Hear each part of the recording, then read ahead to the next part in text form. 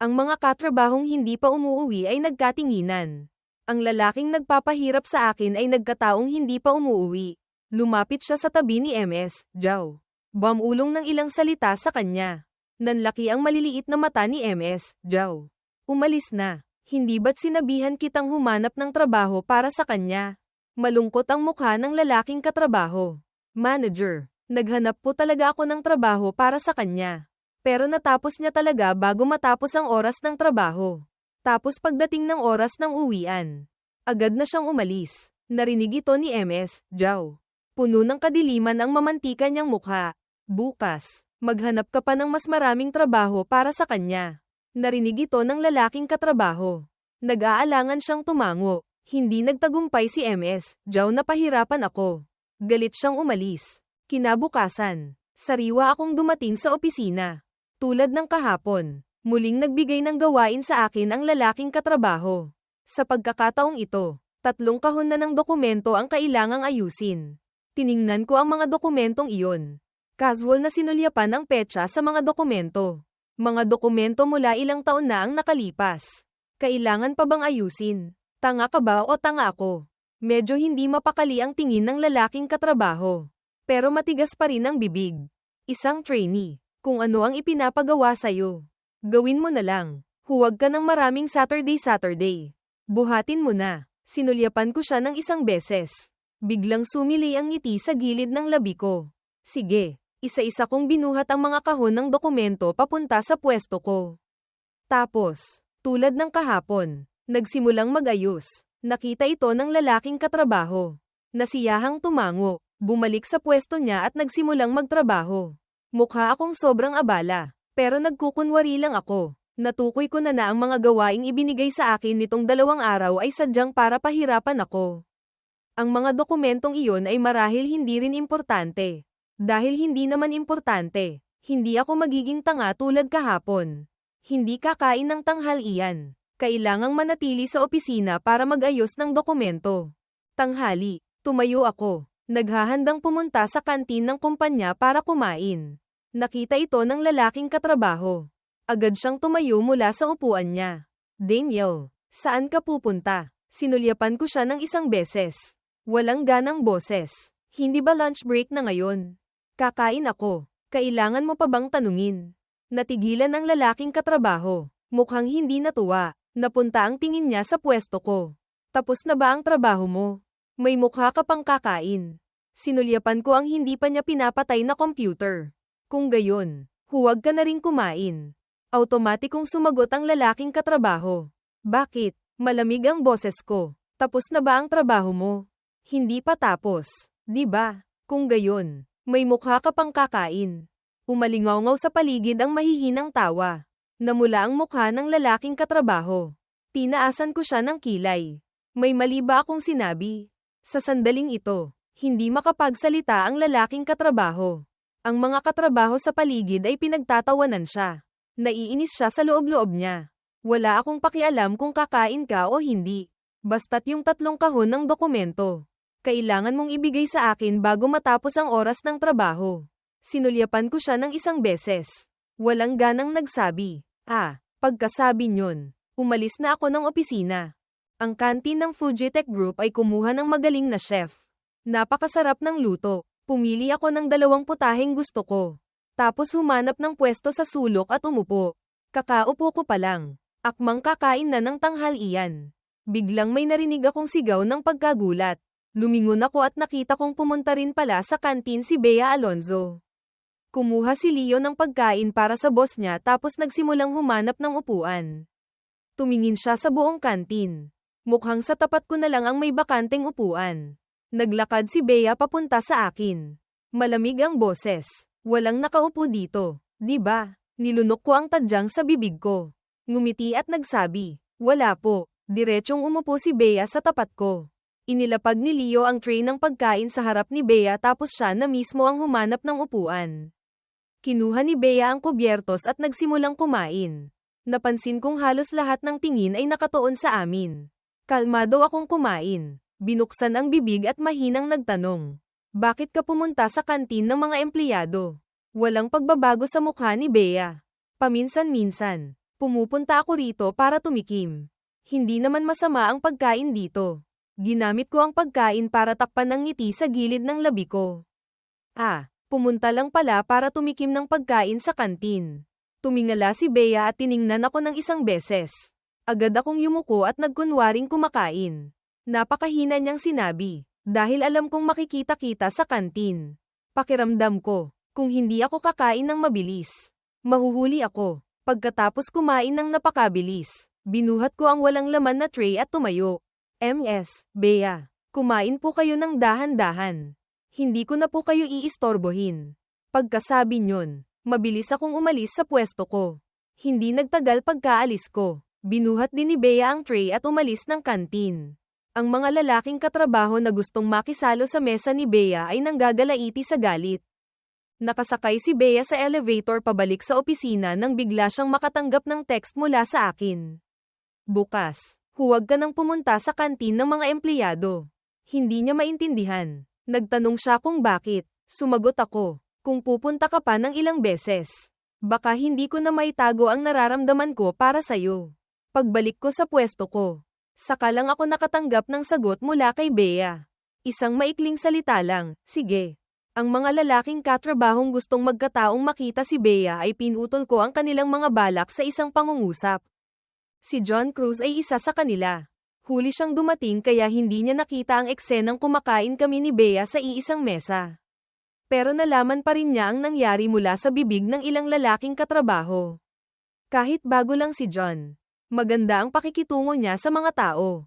Siguro dahil galante siya, sa loob lang ng ilang araw, mabilis siyang nagkaroon ng ilang alipors. Ang balitang kumakain kami ni Bea sa iisang mesa sa kantin ay mula mismo sa mga lalaking katrabahong nandoon.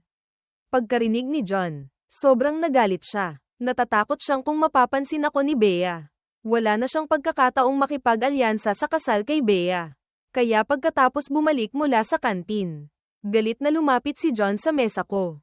Daniel, hayop ka. Pagkasabi nyon, itinaas ni John ang kamay. Akmang susuntukin ako. Diretsyong hinawakan ko ang pulso niya. John, may sakit ka ba? Kung may sakit ka, magpagamot ka. Huwag kang magwala sa harap ko. Pinandilatan ako ni John. Daniel, bitawan mo ako. Malamig akong napangisi. Bitawan kita. Bitawan kita para suntukin mo ako. Hindi mabawi ni John ang kamay niya kaya pinandilatan na lang niya ako ng masama. May mukha kang gumawa. Takot kang sabihin ng iba. Wala na akong masabi. Ano bang ginawa ko? Ang ingay namin ay nakaakit ng maraming tao na dumating para manood ng gulo. Sa harap ng lahat, inakusahan ako ni John na nilalandi ko si Bea. Pagkarinig ko, sandaling nablangko ang isip ko. Nakitang hindi ako nagsasalita. Inakala ni John na inaamin ko kaya lalo siyang yamabang at nang insulto. Daniel, hindi mo ba tinitingnan ang sarili mo? Nangangarap ka pa sa isang tulad ni Ms. Bea. Karapat-dapat ka ba? Talagang natawa ako. Hindi ako karapat-dapat. Ikaw ba ang karapat-dapat? Hindi ka ba tumitingin sa salamin para makita kung anong itsura mo? Umalingaw sa paligid ang mahihinang tawa. Namula at namutla ang mukha ni John sa sinabi ko. Mas makulay pa kaysa sa color palette. Inirapan ko siya. Alam mo ba kung anong nangyari tapos hahanapin mo ako para pagbintangan? Sino ka ba sa akala mo? Alam kong nagmamadali ka, pero hindi pwedeng bunganga mo na lang ang nagbubuga. Lalong nagalit si John. Daniel, naglakas loob kang murahin ako. Hindi pa sapat na sinuhulan mo ang manager. Nilalandi mo pa si Ms. Bea. Hindi ko napigilan. Diretsyong sinampal ko si John. Alam kong masakit kang magsalita. Hindi ko inaasahang ganito kasakit. Sinipsip ko ang manager. Ngayon, linawin natin to. Saan mo nakitang sinuhulan ko ang manager? Nakita mo bang nagbigay ako ng pera sa kanya o nakita mong nilibre ko siyang kumain? Ngayon, kung hindi mo lilinawin, hindi kita palalagpasin. Paninirang puri. Sinasabi ko sa'yo. Hindi inaasahan ni John na ganito ako kitigas. Akala niya, kapag sinabi niyang sinuhulan ko ang manager sa harap ng lahat, mawawalan ako ng mukha. Sino ba namang mag-aakala na diretsyong haharapin ko siya? Nang marinig ng mga tao na sinabi ni John na sinuhulan ko si Ms. Zhao. Isa-isa nila akong tiningnan ng may hindi normal na tingin. Subalit, nang makita nilang matapang kong hinarap si John, isa-isa rin silang natigilan. Yutal-yutal si John. Hindi siya makapaglabas ng litrato o video. Halatang sinasadya niyang dungisan ang pangalan ko. Isang mas matandang babaeng katrabaho ang hindi nakatiis at nagsalita. John, nakita mo ba talaga ng sarili mong mga mata na sinuhulan ni Daniel ang manager? Pwedeng lumaki ang bagay na ito. Pwedeng hindi. Huwag ka namang basta-basta na lang magsalita at man-ira ng tao. Sumang-ayon din ang isang babaeng katrabaho na hindi gusto si John. Oo nga, kung ikaw ang pinagbintangan ng iba na nanunuhol sa manager. Masaya ka ba? At ang mga lalaking katrabaho na nanunood lang ng gulo ay nagsimulang umawat. Tama na. Nasa iisang department lang naman tayo. Sa susunod, magkikita't magkikita pa rin tayo. Tiningnan ko ang lalaking katrabahong umaawat. Malamig akong napangisi. Kung gayon, kung sasabihin ko sa iba na maliit ka, masaya ka ba? Lahat ng lalaki ay ayaw masabihang maliit. Isang pangungusap ko lang ang direktang nagpatigil sa lalaking katrabahong iyon. Ang ilang gustong umawat, nang marinig ito, ay nanahimik na rin. Tumingin ako kay John. Takot na siya at mapatla na ang mukha. Binawi ko ang kamay niya. Sinabi ko ng may otoridad. Hangji ka ng tawad sa akin. Puno ng hindi makapaniwalang mukha si John. Tiningnan niya ako. Gusto mong humingi ako ng tawad sa'yo? Bakit? Malamig kong tinanong pabalik. Pinagbintangan mo ako ng walang ebidensya. Hindi ba ako karapat-dapat sa isang paumanhin? Sobrang ayaw ni John. Sakto naman. Lumabas si MS, Zhao mula sa opisina. Anong ginagawa nyo? Nagkukumpulan kayo dito. Masyado bang kaunti ang trabaho nyo? Agad na nagsiyalisan ang mga nanunood ng gulo. Sa lugar, kami na lang ni John ang natira. Napunta ang tingin ni MS, Zhao sa amin. Tapos sa akin ay isang matinding pagsisi. Daniel, ikaw na naman ang gumagawa ng gulo. Sinasabi ko sa'yo. Kung magpapatuloy ka pa ng ganito, pagkatapos ng probationary period, lumayas ka. Sinulyapan ko si MS, Zhao ng isang beses. Umirap. Tanga ka ba? Ganoon kasimpleng bagay hindi mo makita. Hindi kaya binili mo lang ng pera ang posisyon mong manager. Isang casual na sabi ko lang pero nagdulot ito ng bahid ng pagkataranta sa mukha ni MS, Zhao. Anong pinagsasabi mo? Wala kang trabaho. Bumalik ka na sa trabaho mo. Palalagpasin ko na to ngayon. Huwag na kayong mag-away pa. Pagkasabi nyon, hindi na nang ahas pang magtagal si MS, Zhao. Nahihiyang tumakbo palayo. Akala pa naman ni John na si MS, Zhao ang magbibigay ng hustisya para sa kanya. Hindi niya inaasahan na ilang salita ko lang ay napatakbo ko na siya. Umirap si John. Akmang tatalikod para umalis. Pero hinawakan ko ang braso niya. Mag-sorry ka. Natigilan si John. Daniel. May sakit ka ba? Malamig ko siyang tinanong pabalik. Oo nga, may gamot ka ba? Talagang hindi na makatiis si John. Mabilis siyang nagsabi sa akin ng, sorry, tapos nahihiyang bumalik sa pwesto niya. Nakatanggap na ako ng paumanhin mula kay John. Sinulyapan ko ang mga katrabahong iyon. Pinagbintangan ako ni John na nanunuhol kay MS, Zhao. Kung hindi ko ito aayusin agad, iisipin ng iba na nahihiya ako. Na talagang may hindi tamang relasyon kami ni MS, Zhao. Ang pinakamagandang paraan ay magwala. Takutin ang lahat. Maganda na ang mood ko. Bumalik ako sa pwesto ko. Nagsimulang maging abala sa trabaho. Buong hapon, tahimik ang opisina. Hindi na nang ahas pang guluhin ako ni John. Si Tony Chua ay ilang beses na akmang magsasalita pero pinigilan ang sarili. Sa huli ay walang nasabi kahit isang salita. Bago matapos ang oras ng trabaho. Binuhat ko ang naayos na dokumento papunta sa mesa ng lalaking katrabaho. Tapos na ang trabaho ko. Oras na ng uwian. Mauuna na ako. Ang lalaking katrabaho ay natigilan muna ng ilang segundo. Nakitang akma na talaga akong aalis. Agad siyang nagsalita para tawagin ako pabalik. Sandali, ganyan karaming dokumento. Natapos mo nang ayusin lahat? Oo nga, kung hindi ka naniniwala, tingnan mong mabuti. Tingnan mo kung natapos ko ba talagang ayusin. Ang lalaking katrabaho, tulad ng kahapon, ay binuklat ang ilang dokumento sa ibabaw. Na lamang talagang naayos na lahat. Sa sandaling ito, napakapangit ng ekspresyon niya. Magalang akong ngumiti sa kanya. Walang problema, di ba? Pwede na ba akong umalis? Pagkasabi nyon, diretsyong lumakad ako palabas ng opisina. Puno ng pagkabigla ang mukha ng lalaking katrabaho. Ngayon, sinadya niyang doblehin ang 2 kahon ng dokumento. Natapos pa rin ni Daniel bago matapos ang oras ng trabaho. Lumabas si MS, Zhao mula sa opisina. Napunta ang tingin sa bakanteng pwesto ko. Ang ngiti sa mukha niya ay agad na napalitan ng pagkabigla.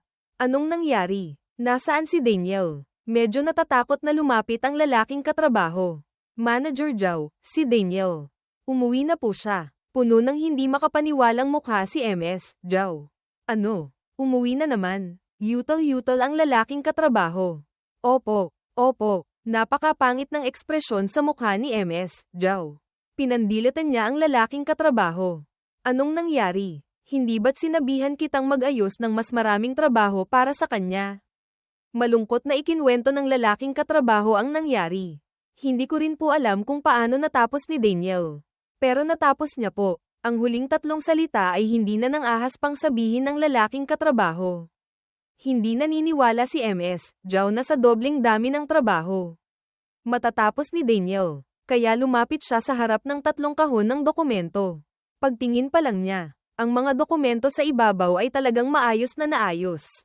Pero pagbuklat niya pababa, natigilan sina MS, Zhao at ang lalaking katrabaho dahil ang inayos ko lang pala ay ang mga nasa ibabaw. Ang mga nasa ilalim ay hindi ko ginalaw. Ang dalawang kahon ng dokumento sa ilalim ay walang kahit anong senyales na naayos. Sinampal ni MS, Zhao ng isang beses ang mukha ng lalaking katrabaho. Bulag ka ba? Yung mga dokumento sa ilalim hindi naayos. Hindi mo ba nakikita? Hindi rin inaasahan ng lalaking katrabaho na gagawin ito ni Daniel. Hindi siya nang ahas na umimik. Sa totoo lang, hindi nang ahas si MS, Zhao na palakihin ang bagay na ito. Sinadya niyang gusto akong mag-overtime kaya niya inutusan ang lalaking katrabaho na mag-ayos ng ganitong trabaho para kay Daniel. 2 araw ng sunod-sunod, nabigo ang plano ni MS, Zhao. Galit na galit si MS, Zhao sa puso niya. Pero hindi niya alam kung saan ibubuhos. Biglang kumislap ng liwanag ang mga mata ni MS, Zhao. Hindi gumana ang paraang ito. May iba pa siyang paraan. Hinding-hindi niya palalagpasin si Daniel ng ganon kadali. Pagkatapos ng trabaho, pumunta pa rin ako sa underground parking. Si Bea ay nag-aasikaso ng trabaho sa loob ng kotse. Narinig ang ingay, lumingon at nakita ang ngiti sa mukha ko. Mukhang masaya si Daniel. Ngumiti akong sumakay ng kotse. Oo nga, medyo masaya talaga ngayon. Ngumiti siyang nagtanong sa akin. May nangyari bang magandang bagay? Hindi ko sinabi ang totoo. Sinabi ko lang na may narinig akong kapaki-pakinabang na chismis sa department. Hindi na nagtanong pa si Bea. Inihatid niya ako pauwi. Kinabukasan, hindi maganda ang panahon. Mukhang uulan. Natakot ang driver na baka hindi ako komportable sumakay ng bus. Pinilit niyang ihatid ako malapit sa kumpanya. Alam kong mabuti ang intensyon ng driver. Hindi na rin ako tumanggi. Pagdating ko pa lang sa opisina, bumuhos na ang malakas na ulan sa labas. Pagdating ni Tony, basang-basa siya. Mukhang kawawa at nakakaawa. Agad kong iniabot ang panyo ko. Tony, okay ka lang ba? Nagpasalamat si Tony. Tinanggap ang panyo kong iniabot at pinunasan ang mukha niya. Kumunat ang noo ko. Bakit ka naging ganyan? Hindi nagsalita si Tony. Sakto naman. Pumasok si John. Nakita ang itsura ni Tony na parang basang sisiw. Isang peking ngiti ang lumitaw sa mukha niya. Tony, pasensya na ha. Masyadong malakas ang ulan kanina. Baka hindi ka nakita ng driver namin kaya natalsikan ka ng tubig. Saka ko lang nalaman na kaya pala ganito kawawa si Tony ay dahil kay John. Akma akong lalapit para kausapin si John. Pero pinigilan ako ni Tony. Ngumiti siya kay John. Okay lang. Hindi naman sinasadya ng driver nyo. Pupunasan ko lang to. Okay na. Pagkasabi nyon, tumingin si Tony sa akin. Daniel, pwede mo ba akong samahan sa CR? Tumango ako. Sumunod kay Tony papunta sa CR. Sa loob ng CR, tiningnan ko si Tony nang may pagka-helpless. Inaayos niya ang nadumihan niyang damit. Hindi ko maintindihan. Nagtanong ako kay Tony, bakit hindi mo ako pinatulong sa'yo kanina? Huminto ang pagpunas ni Tony sa damit niya. Yumuko. Hindi nagsalita. Matagal na panahon bago nagsalita si Tony. Daniel, alam kong mabuti ang intensyon mo. Pero sa katayuan natin, hindi natin kayang kalabanin si John. Napabuka ang bibig ko pero walang salitang lumabas. Ang itsura ni Tony ngayon ay nagpapaalala sa akin ng dati kong sarili. Tumingala si Tony. Okay lang. Titiisin ko lang to. Lilipas din. Bumantong hininga ako. Sige. Kung may kailangan ka, sabihin mo lang ha. Kung kaya kong tumulong, tutulong ako. Tumango si Tony. Tiningnan ang damit sa katawan niya. Magkasing laki lang tayo. May extra akong damit. Isuot mo na lang. Umiling si Tony. Hindi na kailangan. Nagdala ako ng sarili kong pamalit. Nagulat akong tumingala sa kanya ng isang beses.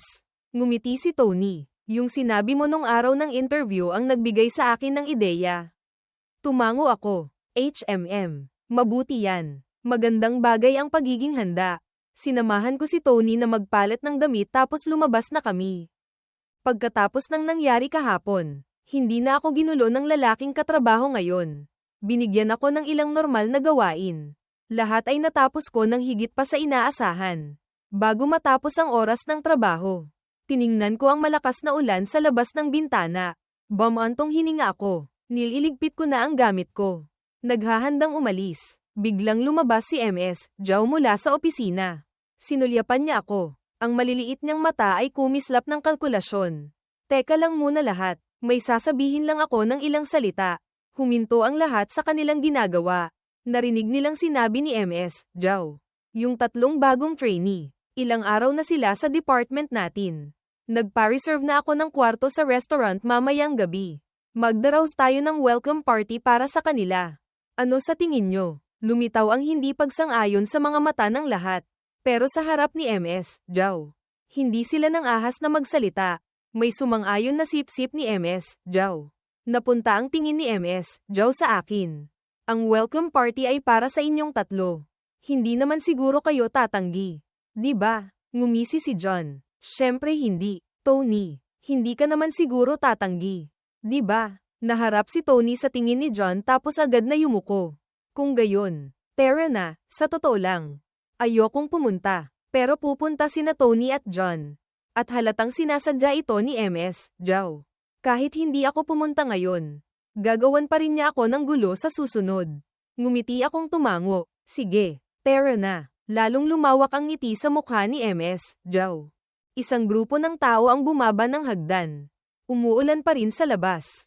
Tumayo lang ang lahat sa pinto. Naghihintay ng taxi. Isang itim na kotse ang huminto sa harap ng kumpanya sa sandaling ito. Bumaba ang isang driver. May hawak na payong. Lumapit kay John. Young Master, nandito na po ako para sunduin kayo. Sa ilalim ng humahangang tingin ng lahat, sumakay si John sa kotse. Para ipakita ang kanyang pagiging galante. Inimbitahan pa ni John ang 2 alipors niya na sumabay sa kotse. Ang iba ay naiinggit lang na pinanood silang mauna. Pagkatapos, sunod-sunod nang huminto ang mga taxi. Tiningnan ko ang mga katrabahong isa-isang umaalis. Isang iglap lang. Kami na lang ni Tony at 2 babaeng katrabaho ang natira sa pinto. Lalong lumalakas ang ulan. Mahirap ding makakita ng bakanteng taxi sa kalsada. Sakto namang nahihirapan kaming umalis. Huminto ang kotse ni MS, Zhao sa harap ng kumpanya. Bumaba ang bintana. Sinabi ni MS, Zhao sa amin. Sumabay na lang kayo sa kotse ko. Mabilis na sumakay sa likod ang 2 babaeng katrabaho. Nag-alinlangan sandali si Tony. Sumakay na rin sa likod. Ngayon, ang passenger seat na lang sa harap ang bakante. Sabay-sabay na tumingin sa akin si MS, Zhao at ang 3 pa. Nakatayo pa rin ako sa pinto ng kumpanya. Daniel, hindi ka ba sasakay? Ayoko talagang sumakay. Kinawian ko ang kamay. Hindi na po kailangan. Manager Zhao, nakapag-book na po ako ng Grab. Isang ride-hailing service. Pero para patunayan ang sinabi ko. Isang itim na kotse ang huminto sa likod ng kotse ni MS, Zhao. Bumaba ang driver na may hawak na payong. Lumapit sa harap ko. Customer na may huling numero ng telepono na *********. Tama po ba? Tumango ako. Inalalayan ako ng driver paakay ng kotse bago siya umikot papunta sa driver's seat. Nakitang hindi pa rin umaalis ang kotse ni MS, Zhao. Diretsong bumusina ng ilang beses ang driver. Hindi maganda ang itsura ni MS, Zhao pero napilitan pa ring paandarin ang kotse palayo. Sa loob ng kotse ko, mayabang na nagsabi ang driver. Second young master, hindi naman po masama ang acting ko. Di ba? Ngumiti akong tumango. Magaling nga. Mukhang totoo. Mukhang mayabang ang driver. Pero mabilis na naging seryoso ang itsura niya. Second young master, gusto niyo po ba talagang pumunta sa welcome party na yun? Tumango ako. Isang welcome party lang naman. Walang problema. Kaya lang, pakihintay na lang po ako sa parking lot. Agad na nagsalita ang driver. Walang problema po, kahit ano pong ipagawa nyo. Tumango ako. Nagte-text ako kay Bea sa telepono. Nagkataon din. Kailangang mag-overtime ni Bea ngayong gabi. Hindi ko pa nasasabi sa kanya na pupunta ako sa welcome party. Nakatanggap na ako ng balita na hindi kami sabay makakauwi. Nag-isip ako sandali, pansamantalang itinago ko muna ang bagay na ito. Nagpa-reserve na si MS, Joe ng private room sa restaurant. Tila para ipagyabang ang kanyang yaman. Isang medyo sikat na restaurant sa Syudad A ang pinili niya. Natigilan ang mga taga-sales department. Isang welcome party lang naman. Kailangan bang ganito ka-engrande? Napuno ang isang malaking mesa ng mga tao.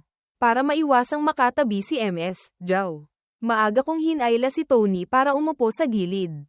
Diretsyong umupo si John sa tabi ni MS, Joe. Hindi ko alam kung guni-guni ko lang ba.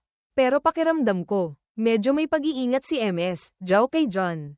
Pagkaupo, lagi akong alisto. Lihim na tinitingnan si MS, Joe. Pagkatapos umorder ng lahat, itinaas ni MS, Joe ang baso ng alak at tumayo. Isa-isang kinuha rin ng lahat ang kanilang mga baso ng alak. Wala akong magawa. Kinuha ko rin ang baso ng alak. Nagsalita ng ilang magagandang salita si MS, Joe tapos nagsimulang mag-alok ng alak. Dahil sa respeto kay MS, Joe bilang manager. Hindi rin ng ahas na hindi uminom ang lahat. Ako lang ang hindi uminom. Kung paano ko itinaas, ganoon ko rin ibinaba. Nakita ito ni John. Nagsalita siya ng may pang-iinis. Daniel, bakit hindi ka umiinom? Hindi naman yata tama yan. Ibinaba ko ang baso ng alak.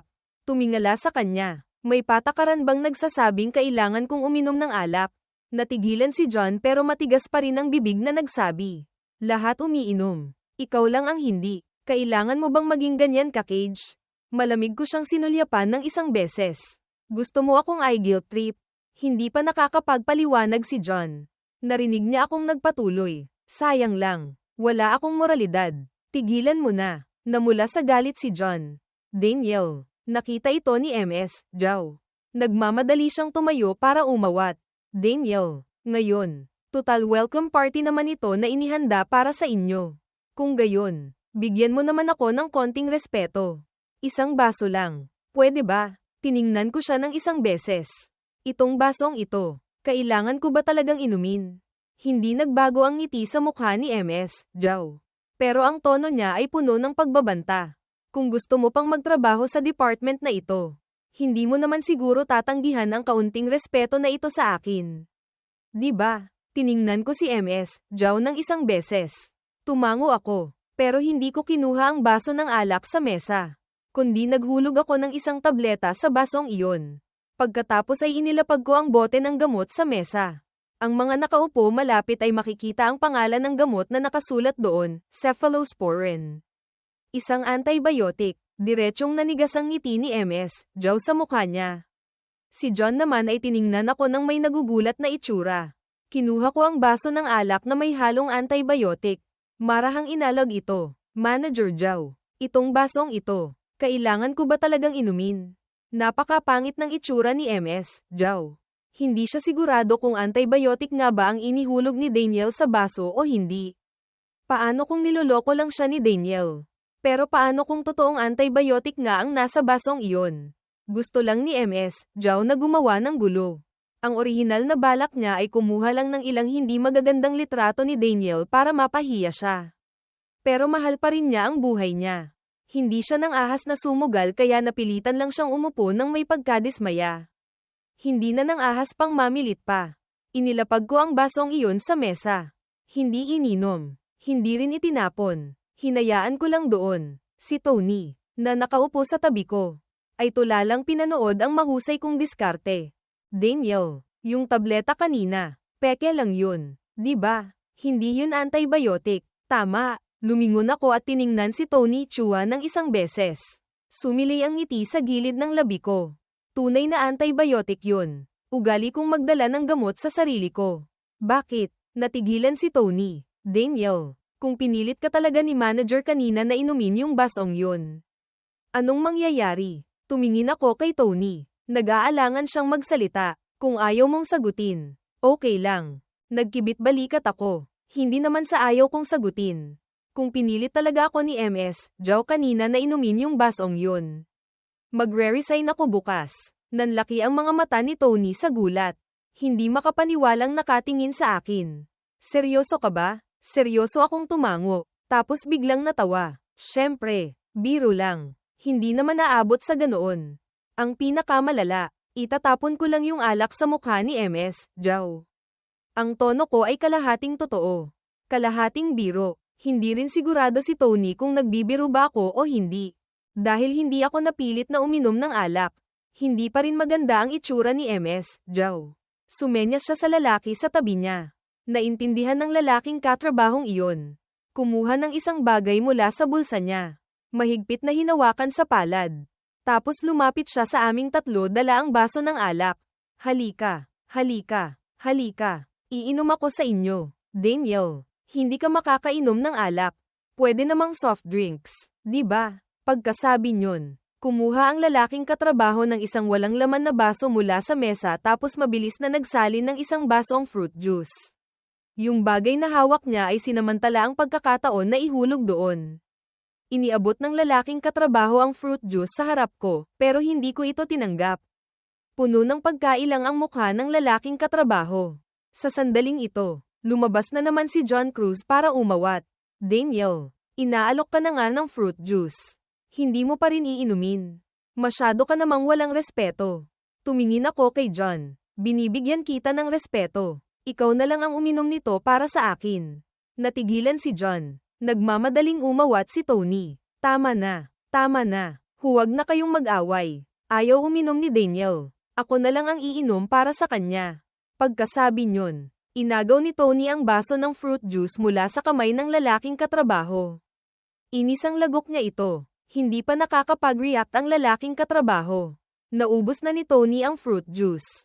Napansin kong automatikong sumulyap ang lalaking katrabaho kay MS, Joe. Naramdaman kong siguradong hindi simple ang bagay na ito. Tama nga, hindi nagtagal pagkatapos uminom ni Tony ng fruit juice. Nahilo na siya. Inalag-alog niya ang ulo niya pero medyo nahihilo pa rin siya. Habang inoobserbahan ko ang kalagayan ni Tony, lihim akong sumulyap kay MS, Joe. Ang lalaking katrabaho na nag-alok ng alak kanina ay may sinasabi ngayon kay MS, Joe. Hindi na ako pwedeng magtagal pa rito. Bigla akong tumayo. Sabay-sabay na napunta sa akin ang tingin ng lahat. Hindi maganda ang pakiramdam ni Tony. Mauuna na kami. Ako ang nag-iisang hindi uminom ng kahit isang patak ng alak sa syudad. Mabilis akong kumilos bago pa ako mapigilan ni MS, Joe o ng iba. Inalalayan ko si Tony palabas ng hotel. Bago kami bumaba, nagpadala na ako ng text sa driver namin. Paglabas ko nakalahating yakap si Tony. Nakahinto na ang sasakyan ng driver sa pinto. Isinakay ko si Tony sa likod. Malamig ang mukha kong sinabi sa driver. Punta tayo sa ospital. Hindi na nag-atubili ang driver. Inapakan ng accelerator. Mabilis na tumakbo ang sasakyan papunta sa pinakamalapit na ospital. Dinala si Tony sa emergency room. Maingat pa akong nagpa-request sa doktor ng blood analysis report para kay Tony. Mabilis na bumalik ang doktor dala ang resulta ng test. Sinabi niya sa amin na may nakitang sleeping pill sa dugo ni Tony. Nagkatinginan kami ng driver. Walang masyadong gulat sa aming mga mukha. Papunta pa lang. Nahulaan ko na ang 7 o 8 bahagi nito. Pero nang hawak na talaga ng doktor ang resulta at sinabi ito sa akin. Medyo nagulat pa rin ako. Naging napakadilim ng itsura ng driver. Nang malaman niyang si Tony ang uminom ng fruit juice na iyon para sa akin. Lalo pang nagdilim ang itsura niya. Second young master. Ano po ang dapat nating gawin ngayon? Hindi rin maganda ang itsura ko, pero mabilis akong kumalma. Sa ngayon, huwag muna nating sabihin. Kahit may blood report tayo. Wala tayong konkretong ebidensya sa bagay na ito. Malinaw kong naisip. Kung ang lalaking katrabahong iyon ang naglagay ng gamot. Pero wala akong kahit anong ebidensya. Tinurukan ng gamot ng doktor si Tony. Nagising siya papauwi na kami. Pagmulat ni Tony ng mata, nalaman niyang nakaupo siya sa isang kotse. Medyo naging alerto siya noon. Nag-aalala akong nagtanong sa kanya. Tony, okay ka lang ba? Paglingon ni Tony, nakita niya ako. Medyo naguluhan siya. Anong nangyari sa akin? Nginitian ko siya. Nalasing ka. Maaga kitang isinama pa uwi. Saan ka nakatira? Ihahatid kita. Lumingon si Tony at nakita ang driver sa harap. Tiningnan niya ang driver tapos ako. Nahulaan ko kung ano ang gusto niyang itanong. Casual akong nagsabi. Nag-grab ako. Kanina sa pinto ng kumpanya. Sumakay si Tony sa kotse ni MS, Jow.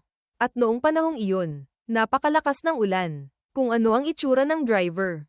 Hindi niya alam. Kaya nang sabihin kong nag-grab ako. Hindi na rin nagduda si Tony Chua. Tumingin si Tony sa langit. Nag-isip sandali. Tapos sinabi pa rin ang address ng bahay niya. Direktang nagmaneho ang driver papunta sa address na sinabi niya. Hindi nagtagal. Huminto ang sasakyan sa harap ng isang lumang residential complex. Nagmamadaling bumaba si Tony. Napakabait ng driver. Akmang iaabot ang payong sa kanya. Pero tinanggihan ito ni Tony. Salamat sa gabing ito, Daniel. Mauuna na akong umuwi. Pinanood ko si Tony na pumasok sa hallway bago ko sinabihan ang driver na umikot na pauwi. Pagka-uwi sa bahay, naligo muna ako. Paglabas ko, nakita ko si Bea Alonzo na nakatayo sa kwarto ko. Automatiko kong sinulyapan ang pinto ng kwarto. Tapos lumapit ako sa tabi niya. Ang lakas din naman ng loob mo. Paano kung noong naliligo ako? Hinanap ako ni kuya o ni ate. Hindi ka ba mahuhuli? Kahit ganito ang sinasabi ng bibig ko. Niyakap ko pa rin siya. Bahagyang kumerba ang gilid ng labi ni Bea. Ipinulupot ang dalawang kamay sa leeg ko. Bakit ang tagal mong umuwi? Kumislap ang pagkataranta sa ilalim ng mga mata ko pero hindi ito nakaligtas sa mga mata ni Bea. Tiningnan niya ako ng may ngiti. May sikreto ka. Agad akong umiling. Wala naman. Nagkaroon lang ng gathering ang department namin ngayong gabi. Natakot akong istorbohin ka kaya hindi ko nasabi. Hindi nagbago ang ekspresyon ni Bea. Hindi ka uminom ng alak. Di ba? Agad ulit akong umiling. Syempre hindi. Kung hindi ka naniniwala, amuyin mo. Pagkasabi nyon, ibinuka ko ang bibig ko palapit sa mukha ni Bea. Buti na lang nagsipilyo ako bago lumabas. Talagang tumingala si Bea para suriin. Kaya lang, hinawakan niya ang mukha ko. Sumunod na bumaba ang halik. Nagtapos ang isang halik. Medyo hinihingal si Bea. Parusa sa Daniel namin. Ang pangit ng dahilan mo. Papalagpasin ko na lang. Ang totoo. Pagka-uwi ni Bea sa bahay ng mga Alonzo at hindi nakita ang ilaw sa kwarto ko na bukas. Pinaimbestigahan na niya agad kung nasaan ako. Nalaman niyang nagdi-dinner ako. Hindi na nagtanong pa si Bea. Kanina, gusto niya lang akong tingnan. Nagkayakap kami sandali sa kwarto. Kailangan nang bumalik ni Bea sa kwarto niya para magtrabaho. Ako naman ay nag-iisip kung paano aayusin ang tungkol kay MS, Jow. Ang totoo. Ang pinakamaganda at pinakadirektang paraan ay hayaan si Bea ang kumilos. Pero mas gusto kong ako mismo ang gumanti. Pagkatapos ng welcome party ng gabing iyon, nanahimik sandali si MS, Jow at ang mga alipors niya.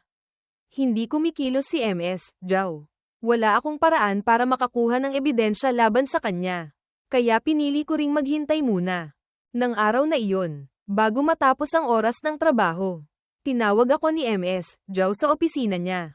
Pagpasok ko pa lang, nagsalita na si MS, Jow. Mamaya pagkatapos ng trabaho, huwag kang umalis. Sumama ka sa akin para makipagkita sa kliyente. Kumunat ang noo ko. Malamig ang boses. Pasensya na po, Manager Jow. Hindi po ito trabaho ng isang trainee na tulad ko. Tiningnan ako ni MS, Jow. Sumilay ang ngiti sa gilid ng labi niya. Sige, kung hindi ka pupunta. Si Tony na lang ang isasama ko. Siguradong matutuwa siyang sumama sa akin. Mukhang napakakumpiyansa ni MS, Jow. Tamad siyang sumandal sa upuan sa likod niya. Daniel, manager ako. Mas pinapahalagahan kita palagi. Mas malakas ka kay Tony nang higit pa sa kaunti. Nasa probationary period ka pa lang. Isasama na kita para makipagkita sa kliyente. Makikita mo kung gaano kita pinapahalagahan. Ito ay treto na wala sina Tony at John Cruz. Hindi ako umimik, pero ang mukha ko ay malamig na hindi may pinta. Hindi rin ito pinansin ni MS, Jow. Sige, lumabas ka na. Pagkalabas ko, nagkunwari akong walang nangyari. Bumalik ako sa pwesto ko. Mausisang nagtanong si Tony, Daniel, bakit ka pinatawag ni manager? Tiningnan ko siya. Biglang nagsabi ng isang hindi maintindihang pangungusap.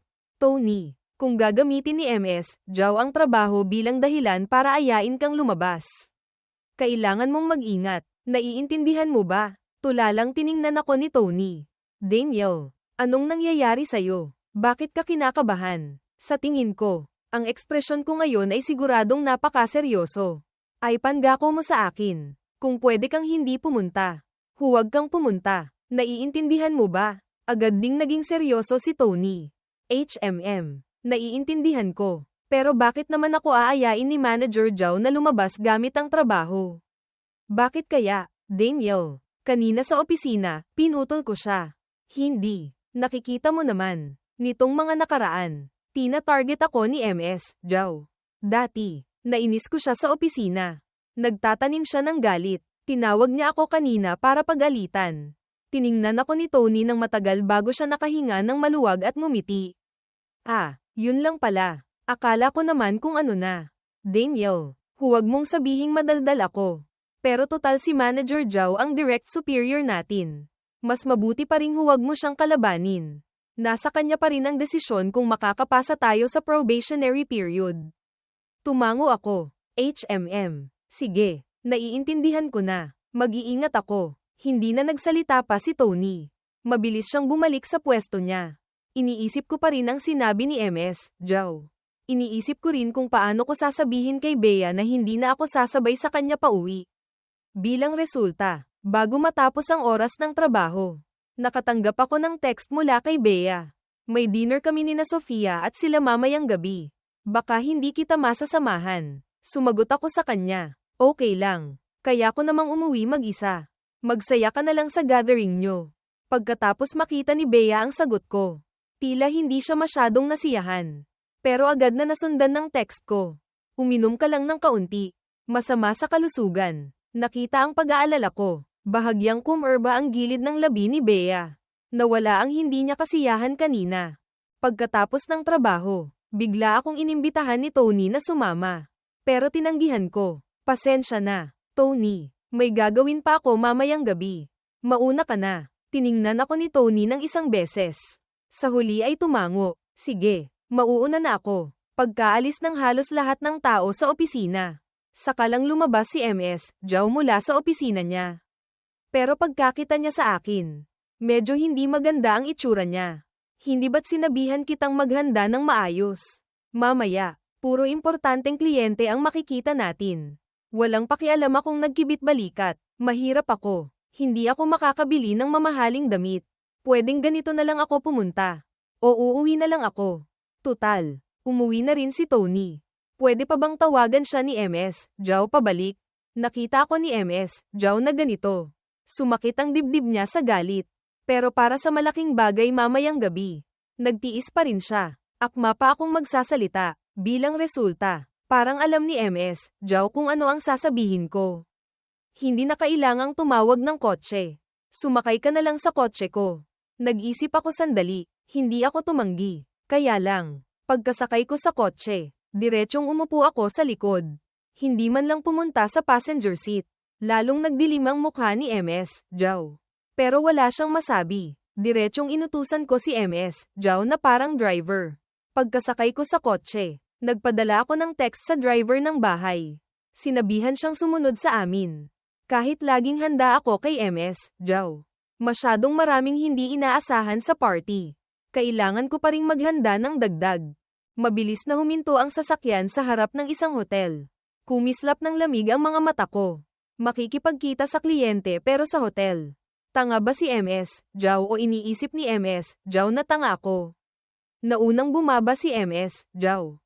Nakitang nakaupo pa rin ako sa kotse at hindi lumalabas. Sumili ang ngiti sa gilid ng labi niya.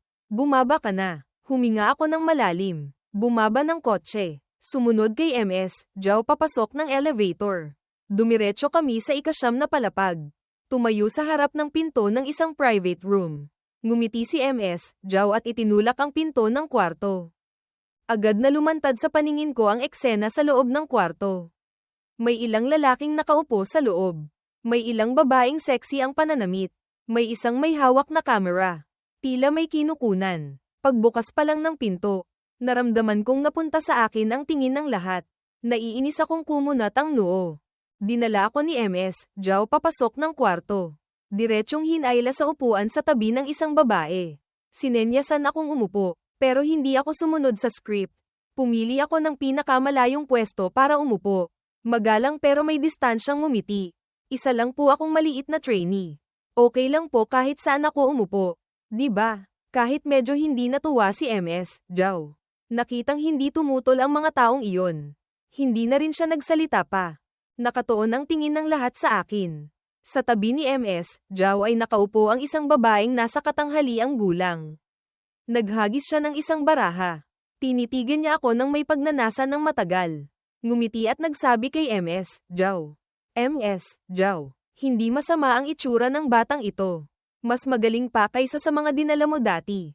Ang babaeng nasa katanghaliang gulang na kausap ni MS, Zhao ang pinakamakapangyarihan sa grupo nila.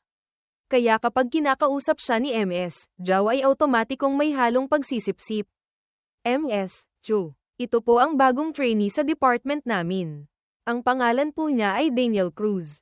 Nagulat si MS, Zhao. Apelyidong Cruz. Tila alam ni MS, Zhao kung ano ang gusto niyang sabihin. Lumapit siya at may binulong sa tainga niya. Nakita ko na lang na lalong lumawak ang ngiti sa mukha ni MS, Zhao. Sigurado ka ba? Tumango si MS, Zhao. Sigurado po ako. MS, Zhao. Huwag po kayong mag-alala. Binigyan ni MS, Zhao si MS, Zhao ng isang mapaghangang tingin. Itinaas ang baso ng alak at lumapit sa akin. Maaga ko nang nakita ang interaksyon nila ni MS, Zhao. Nagkunwari akong walang alam. Lumapit si MS, Zhao sa tabi ko. Isang kamay ang may hawak na baso ng alak. Isang kamay ang marahang ipinatong sa likod ng upuan ko. Tila gustong yamakap. Ang matapang na amoy ng alak ay nagtulak sa aking gustuhin siyang suntukin ng 2 beses. Sinabi ko sa sarili ko. Matatapos din ito agad. Tinitigan ako ni MS, Zhao nang malapitan. Naramdaman niyang medyo pamilyar ang mukha ko. Naapektuhan ng alak ang bilis ng pag-iisip ni MS, Zhao. Pinukaw nito ang kasakiman sa puso niya. Itinaas ni MS, Zhao ang baso ng alak sa harap ko. Halika, halika, inom ka ng isang baso. Ngumiti akong tumanggi. Pasensya na po, hindi po ako marunong uminom ng alak. Natigilan muna si MS, Zhao tapos ngumiti nang nakapikit ang mga mata. Okay lang, ang mga baguhan ay hindi talaga marunong. Pero masasanay ka rin. Halika, tuturuan kita. Pagkasabi niyon, idinikit ni MS, Zhao ang baso ng alak sa bibig ko. Tila gustong yamakap sa akin. Bigla akong tumayo, umingit ang upuan. Sabay-sabay na napunta sa direksyong ito ang tingin ng lahat. Bihasa kong ipinasok ang kamay ko sa bulsa. Napansin ni MS, Zhao kung ano ang gagawin ko. Agad siyang sumigaw. Sandali, pero huli na ang lahat. Diretsyong nilunok ko ang isang tableta ng cephalosporin tapos inilapag ang kahon ng gamot sa harap ni MS, Zhao. Inalag-alog ko ito. Sumilay sa gilid ng labi ko ang isang medyo masamang ngiti. Gusto niyo po bang uminom ng isang tableta? Kahit medyo lasing si MS, Zhao. May natitira pa siyang malay. Ang 2 salitang, cephalosporin, ay malinaw na nakasulat sa kahon ng gamot. Malinaw na malinaw niyang nakita ito. Hindi siya makapaniwala. Uminom ka ng cephalosporin. Tumango ako. Kung sa tingin niyo po kulang pa, pwede pa akong uminom ng isa pa. Pagkasabi niyon, akma akong iinom pa ng isa. Unang beses makakita ni MS, Zhao ng baliw na tulad ko. Hindi siya makapagsalita sandali. Galit na lumapit si MS, Zhao. Tiningnan ang kahon ng gamot sa kamay ko. Galit na galit. Daniel, huwag mong sabihin sa aking araw-araw kang nagdadala ng cephalosporin papasok sa trabaho. Nginitian ko siya. Tama po, Manager Zhao. Paano niyo po nalaman? Bigla kong natuklasan ang ibang gamit ng cephalosporin. Natigilan si MS, Zhao. Anong gamit? Ngumiti ako nang may masamang intensyon. Pigilan ng mga maruruming tao na pilitin akong uminom ng alak. Ano pa nga ba? Alam kong walang magandang salita ang maririnig mula sa bibig ko. Nagtanong pa rin ng isa pang tanong si MS, Zhao na nagpainis ng husto sa sarili niya. Pinandilitan ako ni MS, Zhao. Inamin niyang minamaliit niya ako. Dahil dito, lalo siyang ginanahang makuha ako. Ibinaba ni MS, Zhao ang baso ng alak at siya mismo ang nagsalin ng isang basong fruit juice. Iniabot sa akin. Okay lang kung hindi ka iinom ng alak. Inumin mo na lang itong fruit juice. Napunta ang tingin ko sa basong iyon ng fruit juice. Naisip ko, ito na naman. Iniabot ko ang kamay para kunin ang baso ng fruit juice tapos sa harap ng lahat. Diretsyong itinapon ko ito. Tulalang nakatingin sa akin ang lahat. Alam nila kung anong ginagawa ko. Kalmado kong inilapag ang walang laman na baso sa mesa. Tiningnan si MS, Chu nang may itsurang puno ng paghingi ng tawad. Pasensya na po, allergic po ako sa mangga. Natahimik ang lahat. Paulit-ulit na nasa Ira ang plano ni MS, Joe. Hindi na rin maganda ang itsura niya. Sumenyas siya kay MS, Joe. Naintindihan ni MS, Joe. Hinailan niya ako sa isang tabi. Daniel, si MS, Chu ay malaking kliyente ng kumpanya natin. Naglakas loob kang galitin siya. Mag-ingat ka, baka hindi mo kayanin ang kahihinatnan. Kahit tinatakot ako ni MS, Joe. Kalmado pa rin ako na parang walang nangyari. Ipinag-cross ko ang mga braso ko habang tinitingnan si MS, Joe. Pinanlamigan ng likod si MS, Joe sa tingin ko. Anong tinitingin-tingin mo? May nasabi ba akong mali? Napangisi ako. Manager Joe. Hindi kaya binili mo lang talaga ng pera ang posisyon mong manager. Ganoon kalaking bagay tulad ng pag-aalaga sa malaking kliyente ng kumpanya. Ipinapagawa mo sa isang trainee na tulad ko. Kapag may nangyaring hindi maganda, ako pa ang pagbabalingan ng sisi. Hindi kaya ang mga leader na tulad nyo ay puro kain-tulog lang. Nang marinig kong muli kong binanggit ang tungkol sa posisyon niya, lalong lumitaw ang pagkataranta sa mga mata ni MS, Joe. Pinandilatan ko siya. Biglang ngumiti. Manager Joe. Nagbibiro lang po ako. Huwag po kayong mag-alala. Siguradong tutulungan ko kayong alaga ang mabuti ang mga kliyenteng ito. Pagkasabi nyon, misteryoso akong ngumiti kay MS, Joe. Naglakad ako papunta sa mga kliyenteng iyon. Kumuha ako ng isang walang laman na baso ng alak at lumapit sa harap ni MS, Joe. Akala ni MS, Joe naturuan na ako ni MS, Joe. Na alam ko na kung saan ako lulugar. Hindi niya inaasahan na diretsyong gagamitin ko ang walang laman na baso para alukin siya. Nakitang hindi umiinom si MS, Joe. Napakabait kong kinuha ang baso ng alak sa kamay niya. MS, Joe, ang galante niyo naman. Itong maliit na baso ng alak. Pahirap lang sa inyo. Diretsyong binuksan ko ang isang bagong bote ng red wine tapos isinuksok ko ang buong bote sa kamay ni MS, Joe. Tulalang tiningnan ni MS, Joe ang bote ng alak sa kamay niya tapos ako. Kalmado kong sinabi, MS, Joe, hindi naman siguro kayo walang respeto sa akin. Di ba? Nahikayat ko si MS, Joe ng ganito. Dagdag pa na umakyat na ang alak sa ulo niya. Kinuha niya ang bote ng red wine at nagsimulang uminom. Nakita ko ito. Agad akong nagsimulang mag-cheer. Ano pang tinitingin-tingin nyo dyan? Bilisan nyo. I cheer nyo si MS, Joe. Tulalang sumunod sa akin ang mga tao. Nagsimulang mag-cheer. Si MS, Joe naman. Kakainom pa lang. Nagsisi na agad. Gustong magpahinga sandali bago magpatuloy. O diretsyong sabihing hindi na iinom. Bilang resulta, dahil sa ganitong pag-cheer, napilitan lang siyang kumagit sa bala at magpatuloy uminom. Ang pulang alak ay tumulo mula sa gilid ng bibig niya. Namantsahan ng pula ang puting polo sa harap niya. Nag-click ako ng dila ng 2 beses. Hindi nakalimutang purihin si MS, Joe. Ang galing ni MS, Joe. Nakatayo lang si MS, Joe sa gilid. Walang magawa kundi panoorin si MS, Joe na ubusin ang buong bote ng red wine. Pagkatapos uminom ni MS, Joe, medyo lasing na siya. Ang puting polo sa harap niya ay puro na pulang alak. Ngumiti akong nagtanong kay MS, Joe. Iinom pa po ba kayo? Halatang medyo lasing na talaga si MS, Joe. Medyo yutal na ang pagsasalita niya. Hindi na iinom pa. Sobrang busog na. Nasiyahan akong tumango. Naayos na ang isang MS, Joe. Ibinaling ko ang tingin sa ilang tao sa tabi niya. Sabay-sabay na nanlamig ang likod ng mga taong iyon. May bahid ng takot sa kanilang mga mata. Kabaligtaran. Nakapaskil pa rin ang ngiti sa mukha ko. Kung gayon, sino naman ngayon ang susunod? Lahat sila ay umatras ng isang hakbang.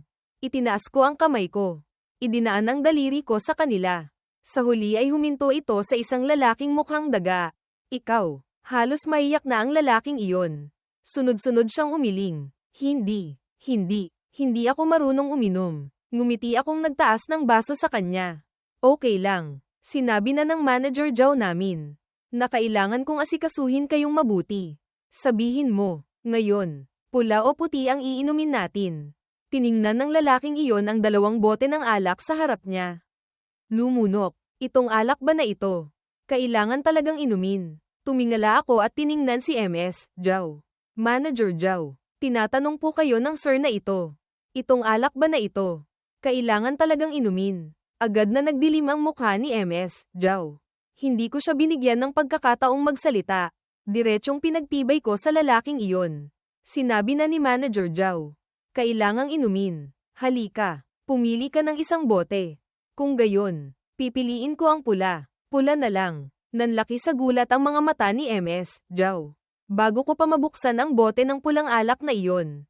Agad siyang nagsalita, Mr. Wu, huwag mo siyang pakinggan. Hindi pwede ang pulang alak na yan. Hindi pa nakakahinga ng maluwag si Mr. Wu. Nakita niyang diretsong binuksan ko ang bote ng puting alak. Ang ibig sabihin ng manager Zhao namin ay hindi pwede ang pula. Kailangan mong inumin ang puti. Halika, ipakita mo sa amin ang galing ni Mr. Wu. Nagsimula akong manguna sa pagpalakpak. Ang mga tao sa paligid ay malabong sumunod din sa pagpalakpak. Si Mr. Wu, sa gitna ng palakpakan ng lahat, kinuha ang bote ng puting alak na iyon. Nanginginig ang mga labing nagsimulang uminom. Nagsimula akong mag-cheer. Ang galante ni Mr. Wu. Inom pa. Uminom ng 2 lagok si Mr. Wu. Ayaw nang uminom pa. Bibigyan ko ba siya ng pagkakataong ito? Mukhang hindi marunong uminom si Mr. Wu. Ako na ang magtuturo sa kanya. Pagkasabi niyon, diretsong kumilos ako. Pinindot ko ang ilalim ng bote. Pinilit si Mr. Wu na uminom kahit ayaw niya. Ang alak sa bote ay agad na naubos ng mahigit kalahati. Nanlaki ang mga mata ni Mr. Wu. Napakabait kong huminto. Inalis ko ang bote ng alak. Diretsong blag na bumagsak si Mr. Wu sa mesa. Kumaibat-kibot ang gilid ng bibig niya. Inalag-alog ko ang kalahating bote ng alak sa kamay ko. Ngumingising tiningnan ang babaeng nasa katanghaliang gulang sa tabi ni Mr. Wu. Hindi pa naubos ni Mr. Wu. Kayo na lang ang magpatuloy. Hindi ko binigyan ng pagkakataon ang babaeng iyon. Tinanggihan. Diretsong isinuksok ko ang bote ng alak sa bibig niya. Hindi niya ako kalaban. Pinanood ko siyang ubusin ang natitirang kalahating bote ng alak. Nasiyahan akong itinapon ang bote ng alak. Ngumingising tiningnan ang ilang natitira pa. Mga sir, ano pong masasabi nyo? Alin ang iinumin? Saan pa sila mangangahas na magkaroon ng ibang iniisip? Halos magyakapan na lang sila sa panginginig. Nakita ko ito. Sumilay ang ngiti sa gilid ng labi ko. Mukhang hindi gusto ng mga sir na uminom ng alak. Kung gayon, kumain na lang tayo ng pagkain. Narinig ito ng ilang tao. Sabay-sabay silang nakahinga ng maluwag. Lumapit ako sa tabi ng isa sa kanila. Sir na ito, mayroon po ba kayong hindi kinakain sa mga pagkain sa mesa? Akala ng taong iyon pinalagpas ko na siya. Nahihirapang lumunok. Hindi ako kumakain ng kinsey. Ngumiti ako ng may kahulugan. Kaya pala espesyal na gusto ni sir na kumain ng kinsey. Waiter, ilang segundo lang. Isang waiter ang lumitaw sa pinto ng kwarto. Ngumingisi akong nagsabi sa kanya. Pakiusap, bigyan mo ako ng isang palangga ng kinsey. Salamat. Natigilan sandali ang waiter bago hindi siguradong nagtanong. Isang palangga na po, tumango ako. Oo, tama. Isang palangga na. Nagmamadaling nagsabi ang waiter. Opo, dadalhin ko po agad. Natigilan ng taong iyon. Akmang magsasalita, ngumingisi kong pinigilan ang balikat niya pababa. Sir, huwag kang magmadali. Malapit na. Isang patak ng malamig na pawis ang damaloy mula sa noo ng taong iyon. Nagpadala siya ng tingin ng paghingi ng tulong sa ilang tao doon. Pero walang nang ahas na tumayo. Mabilis lang. Dinala na ng waiter ang isang palangga ng kinsey. Nakita ng sir na iyon ang kinsey. Nagsimula na siyang makaramdam ng pisikal na discomfort. Nagkunwari akong hindi nakikita. Ako mismo ang sumandok ng isang sandok ng kinsey at iniabot sa bibig ng taong iyon. Sir, halika. Ako mismo ang magsusubo sa'yo. Sapat na ba ang sinseridad ko? Nang sabihin ko ang huling kalahati ng pangungusap, nakatingin ako kay MS, Zhao. Mahigpit na isinara ng taong iyon ang bibig niya. Ayaw talagang magbukas. Ibinaba ko ang sandok. Kinuha ang bote ng alak sa tabi. Kung gayon, uminom na lang tayo ng konti. Pagkarinig na kailangang uminom ng alak, agad natakot ang taong iyon. Kumuha ng isang dakot ng kinsey at isinubo sa sarili niyang bibig. Ngumiti ako. Kaya pala gusto ni Sir na siya mismo ang kumuha. Huwag kang magmadali, buong palanggana. Kumain ka lang ng kumain. Ang babaeng pinilit kumain ng isang palangganang kinsey ay umiiyak. Habang umiiyak ay isinusubo ang kinsey sa bibig niya. Kinuha ko ang bote ng alak at tumayo sa tabi. Sir, hindi ba medyo nakakaumay kumain ng kinsey? Uminom ka kaya ng konti para dumulas. Pagkasabi niyon, hindi ko binigyan ng pagkakataon ang taong iyon na mag-react. Mabilis ko na namang binuksan ang isang bote ng alak at isinuksok sa bibig niya. Kalahating bote ng alak ang pumasok sa tiyan niya. Diretsyong bumagsak ang ulo ng taong iyon sa palanggana ng kinsey. Natakot ang ilang tao sa tabi. Ngumingisi akong nagsabi sa kanila. Wala namang hindi kinakain Hindi lang sapat ang kinain. Tama ba ako, mga sir? Sa sandaling ito, wala nang pakialam sa itsura ang ilang tao. Nanginginig silang magkayakap. Tulalang nakatayo si MS, Zhao sa gilid. Hindi maintindihan kung bakit naging ganito ang lahat. Nang mahimasmasan siya, 4 na ang bumagsak na mga, sir. Ang mga natitira ay halos mamatay na sa takot. Agad na nagdilim ang mukha ni MS, Zhao. Daniel, anong ginawa mo? Malamig ko siyang sinulyapan ng isang beses. Umirap, bakit hindi ko pwedeng gawin? MS, Zhao, akala mo ba talaga na sa pamamagitan ng isang trabaho? Makokontrol mo na ako, kung hindi ako masaya sa trabahong ito. Ang pinakamalala ay magpalit ako ng iba. Gusto mo akong sumuko, managinip ka. Galit na galit si MS, Zhao na nanginginig ang buong katawan. Nanginginig niyang itinuro ako. Biglang kumerba ang gilid ng labi ko. Muntik ko nang makalimutan ka. Halika, Manager Zhao. Yung alak dati hindi mo ininom. Ngayon, babawi tayo ha. Pagkasabi niyon, mabilis akong sumugod sa harap ni MS, Zhao. Una siyang binigyan ng isang sampal. Tapos habang nasasaktan siya, binuksan ang bibig niya at isinuksok ang isang bote ng alak sa bibig niya. Isang kamay kong hinawakan ng mahigpit ang baba niya. Inom pa. Hindi ba't gusto mong uminom ng alak na inaalok ko? Bibigyan kita ng pagkakataong uminom hanggang sa magsawa ka. Ang kamay ko ay parang bakal na sipit. Hindi siya makawala, habang pinipilit uminom ng alak si MS, Zhao. Humihingi siya ng tulong sa mga tao sa tabi niya. Subalit walang nang-ahas na tumulong. Mabilis na naubos ang isang bote ng alak. Nagsimula na ring pumuti ang mga mata ni MS, Zhao. Mukhang malapit ng himatayin. Ngumingisi ko siyang tiningnan. Nakitang malapit nang maubos ang bote ng alak na ito. Lumingon ako sa babae sa tabi. Ate, pakibukas pa ng isang bote. Salamat. Tulalang lumapit ang babaeng iyon. Talagang sinunod ang sinabi ko. Nagbukas ng isang bote ng alak at iniabot. Ngumingisi ko siyang pinasalamatan. Tapos itinapon ang bote ng alak na iyon.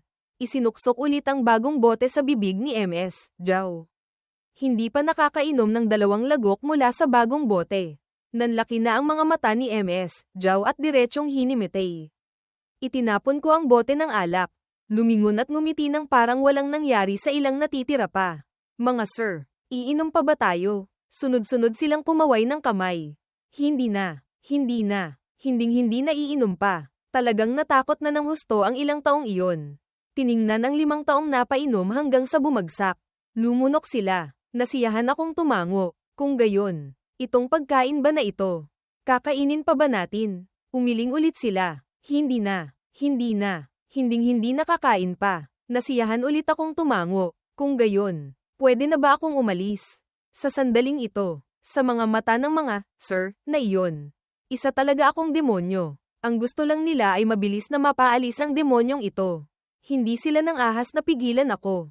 Diretsyong hinayaan akong umalis. Bago ako umalis, hindi ko nakalimutang sipin ng malakas si MS, Zhao na nakahiga sa sahig. Oo nga pala, itong pagkain na ito, si Manager Zhao na lang namin ang magbabayad. May pera siya. Itong mga bote ng alak na ito. Isama na rin sa bill niya. Basta't hindi bulag. Makikita naman. Ayaw kung ako ang gumastos. Siyempre tuwang-tuwa ang mga, sir, na iyon. Pero may isang, sir, na matalas ang mata na napansin. Ang ilang bote ng alak na binuksan ko ay yung mga pinakamahal. Ang totoo, sinadya ko talaga. Si MS, Zhao na hindi naghihintay sa magandang ugali. Gustong pagplanuhan ako. Hindi ako magdadalawang isip na hayaang damyugo muna ang pataka ni MS, Zhao. Mahal ni MS, Zhao ang pera. Sa pagkakataong ito, bigyan natin siya ng maliit na aral. Halatang pumunta ako para dumalo sa party. Pero dahil kailangan kong mag-ingat sa mga taong iyon, sa huli ay hindi ako nakakain kahit isang subo. Nag-iisip ako kung saan kakain. Paglabas ko pa lang ng pinto, nakasalubong ko agad ang isang pamilyar na anyo. Si Sofia ay halatang kara-rating lang. Pag-angat pa lang ng ulo, nakita niya akong lumabas mula sa private room. Nagulat muna siya sandali, tapos sumilay ang ngiti sa mukha niya. Brother-in-law, bakit ka galing dyan? Hindi naman dito yung private room na kakainan natin ah. Hindi pa nakasara ang pinto ng kwarto. Bahagyang tumagilid ang ulo ni Sofia. Nakita niya ang sitwasyon sa loob. Nang makita niya ang isang grupo ng mga babaeng nasa katanghaliang gulang na napainom hanggang sa bumagsak. Nagulat siya na hindi makapagsalita. Diretsyong iniabot ko ang kamay at isinara ang pinto. Hinayla si Sofia sa isang tabi. Sofia, may hihilingin sana ako sa'yo. Tulalang tiningnan ako ni Sofia. Tumango, kaya ikinwento ko ang nangyari ngayong gabi. Simpleng sinabi sa kanya. Sinadya kong laktawan ang tungkol sa pagpaplano sa akin ni MS, Zhao. Pero sino ba si Sofia? Ganitong klaseng bagay. Isang tingin lang niya. Alam na niya kung ano ang nangyari. Sa pag-iisip na may nang-ahas na pagplanuhan ako. Naging napakapangit ng itsura ni Sofia. Akmang papasok sa kwarto para manakit ng tao. Mabilis ko siyang hinayla pabalik. Sofia, okay lang. Naayos ko na lahat. Ayokong malaman ito ni Bea. Tulungan mo akong itago ito. Pwede ba? Pati na rin sina kuya at ate ko. Pakiusap. Walang magawang pumayag si Sofia. Sige, pwede kong hindi sabihin kina Bea at Catherine. Pero ngayon lang to ha. Madaldal ako. Hindi ako sigurado kung hindi ako madudulas. Ngumiti akong nagpasalamat. Kinawi ni Sofia ang kamay. Biglang naging mausisa. Lumapit sa tabi ko. Pero teka lang, brother-in-law. Lahat ba ng mga taong yun? Ikaw ang pumilit uminom hanggang sa malasing. Nagulat muna ako sandali tapos tumango. Tinitigan ako ni Sofia sandali. Isang patak ng alak. Hindi mo natikman. Alam ni Sofia kung gaano kababa ang tolerance ko sa alak, kaya nang malaman niyang hindi ako uminom ng kahit isang patak pero napalasing ko ang 5 babaeng nasa katanghaliang gulang. Nagulat siya ng kalahating araw. Hindi makapagsalita. Simpleng ikinwento ko ang mga nagawa ko kanina. Nakinig si Sofia hanggang sa magningning ang mga mata niya. Ang galing mo, brother-in-law. Kinawian ko ang kamay. Sakto lang. Tandaan mong itago ito ha.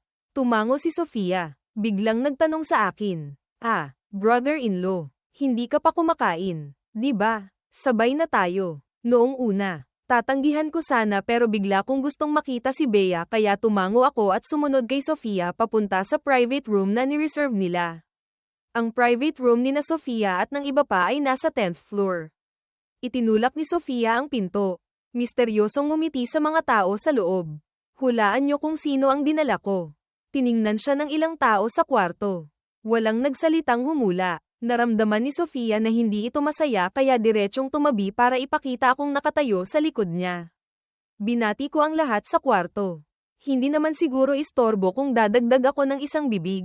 Kakain lang. Nang makita akong lumitaw, agad tumayo si Bea mula sa upuan. Mabilis na lumapit sa tabi ko. Hinawakan ang kamay ko at dinala papasok ng kwarto. Bakit ka nandito? Hindi ba't umuwi ka na?